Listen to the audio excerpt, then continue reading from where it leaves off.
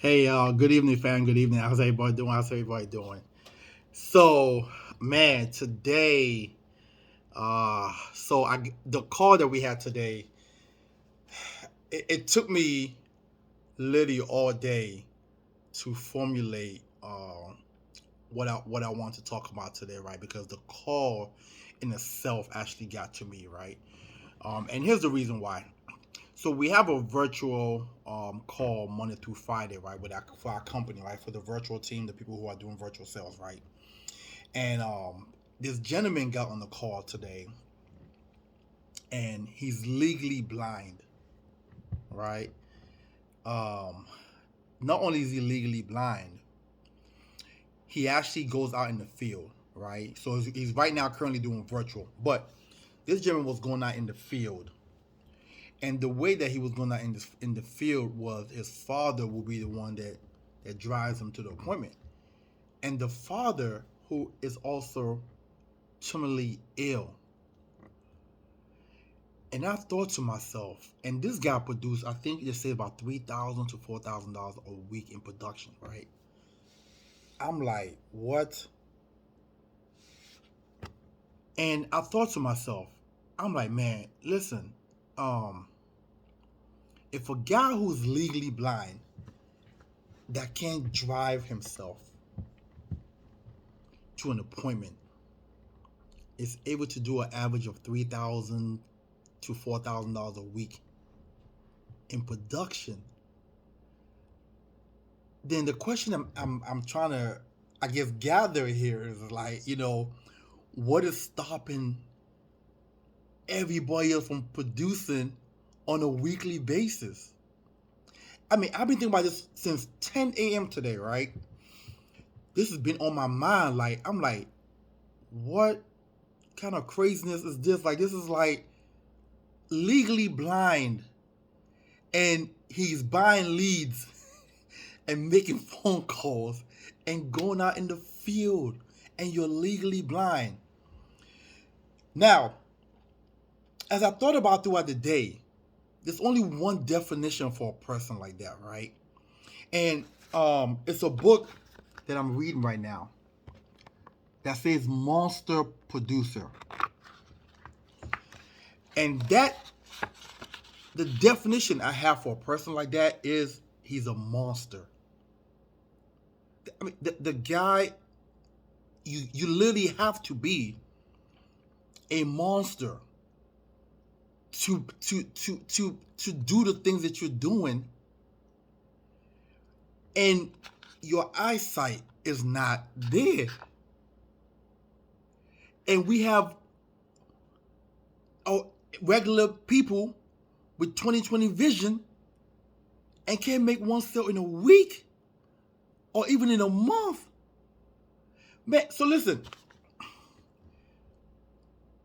I'm reading this book, and as I'm reading this book, this gentleman just keep coming to mind, because after this call today, he made me feel small. And when I say small, I mean like, yo, Max, you're not aiming high enough. Like you this gentleman, I mean, what he's doing really makes me feel small. Like, so I'm reading this book, right? And there's a couple of definitions here that I believe I can attach to this guy. So for example, it says monsters are not just one of many in the field, they are the field. You might think of these people as machines, super freaks, winners, or rock star. Okay, so that's one definition, right? And then I highlighted a couple of things in here. Okay, and you guys just bear with me for a second, right? Because like, again, this call today has literally made me decide that no excuses is is acceptable.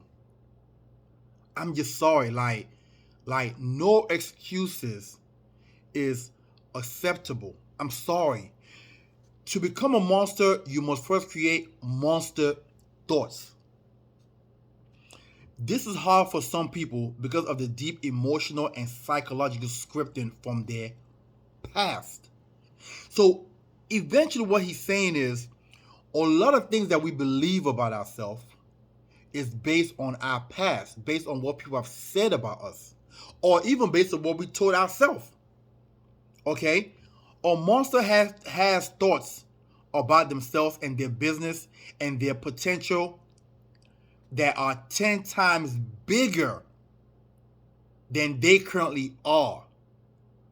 So they set their goals and the potential for their business 10 times more than where they are currently are right now, and not worry about how they're going to do it, right?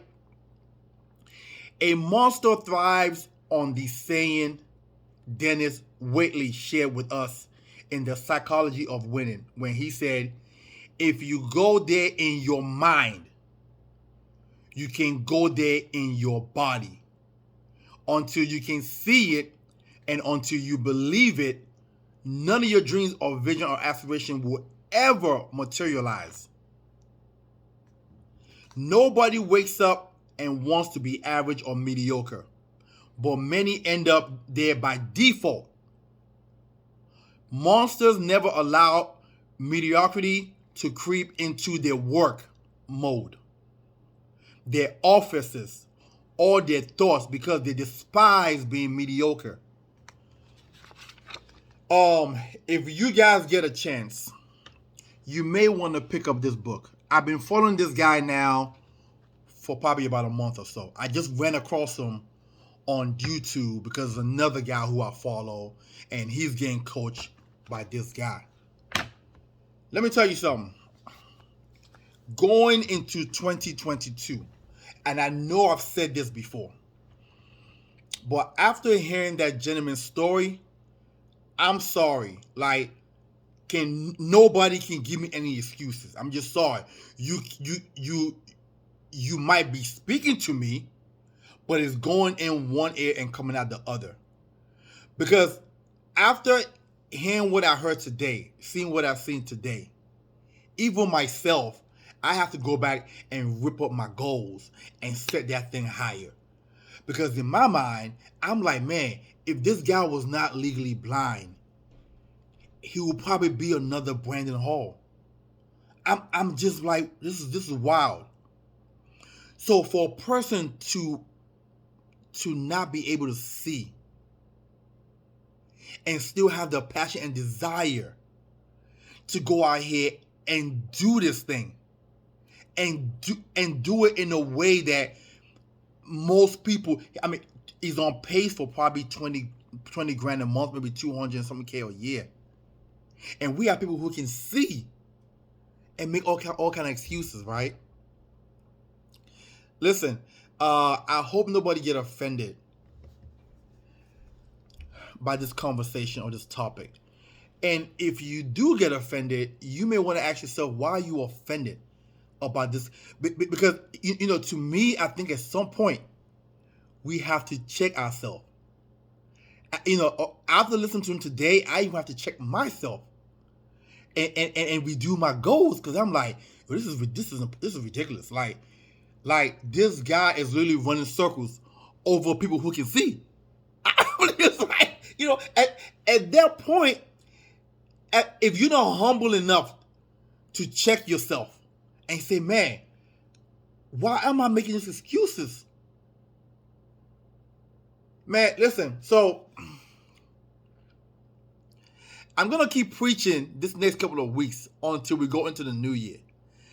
But once we hit once January 1st hit, it's going to be a totally different Maxwell. Like, mediocrity cannot be in my space.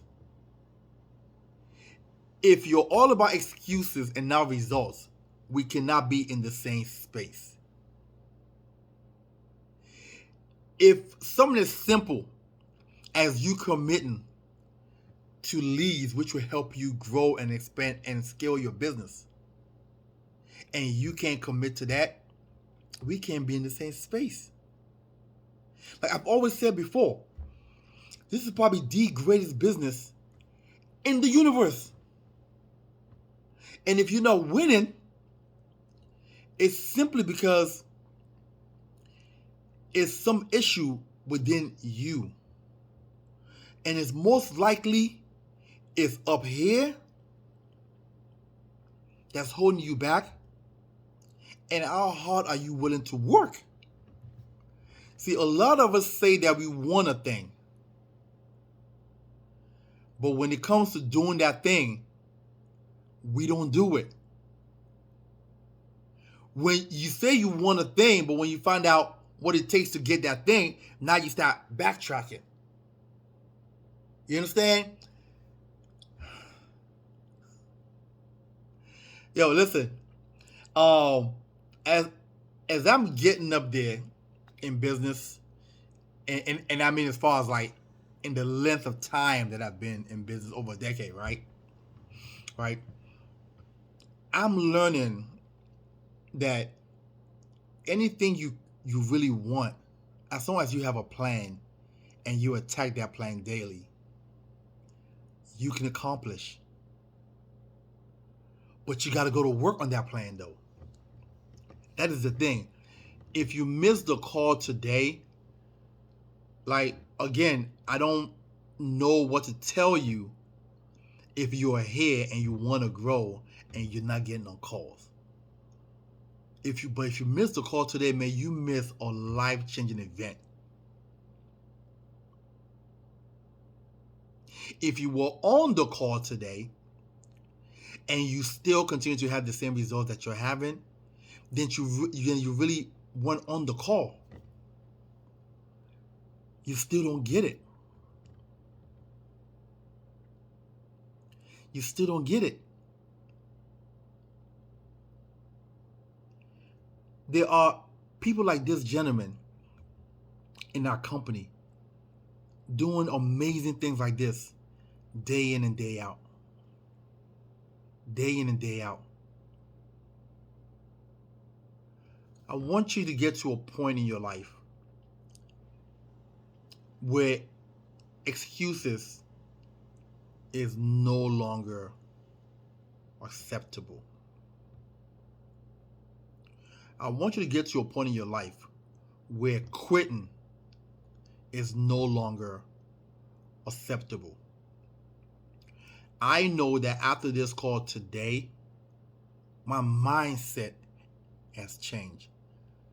I was uplifted today by hearing what this gentleman has done with his circumstances, with himself, and with his... As a matter of fact, one thing that really got to my heart today was, he said he has a lot of people depending on him. His father's one of them who's sick. But he didn't even say that I have certain physical things that's holding me back, like my eyesight. Like, he didn't even say them by himself. He's more concerned about the people that he has to take care of. Man, I don't know. I don't know. But like I said, man, it's gonna be a different Maxwell next year. Because seeing this gentleman again has now made me believe 150%, 200% that all things are possible to those who believe. You guys have a wonderful and wonderful evening, and I hope this message reached the right person. I hope you take it the right way, and I hope come tomorrow morning